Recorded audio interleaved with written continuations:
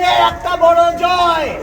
এবং স্বাস্থ্য ভবনের ক্ষেত্রে স্বাস্থ্য ভবন সাফাই করো অভিযান যে আমরা করেছিলাম, তাতে ডিএমই এবং ডিএইচএস তাদেরও সরিয়ে দেওয়া হবে। এটাও আন্দোলনের একটা বড় জয়।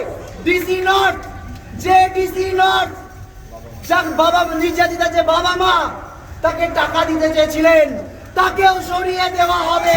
আজকে এতদিন পর, 38 দিন পর আমাদের যে আন্দোলন, তার পাশে সাধারণ জনগণের যে আন্দোলন, সেই আন্দোলনের চাপে কিন্তু এক প্রকার নতি স্বীকার করলো রাজ্য প্রশাসন। কিন্তু এরপরেও কয়েকটা কথা বলে নেওয়া জরুরি।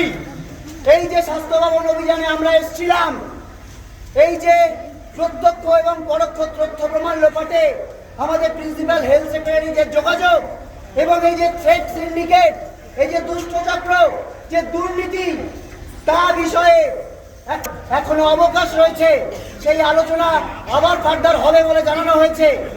কিন্তু একটা কথা বলে নেওয়া জরুরি, যে যতক্ষণ না অবধি এখনো অবধি মৌখিক আশ্বাস পাওয়া গেছে, যতক্ষণ না অবধি এটার বাস্তবায়ন ঘটছে, ততক্ষণ অবধি আমরা আমাদের এই যে আন্দোলন, এই যে অবস্থান, কর্মবিরতি, এই নিয়ে কোনো সিদ্ধান্ত আমরা নেব না। আগে বাস্তবায়ন হবে, আগে কালকে সুপ্রিম কোর্টের শুনানি হবে, তারপর আমরা প্রত্যেকটা কলেজের যে জুনিয়র ডাক্তাররা আছে, তারা সবাই মিলে বসে কোনো একটা নির্দিষ্ট সিদ্ধান্তে পৌঁছবো, তার আগে নয়।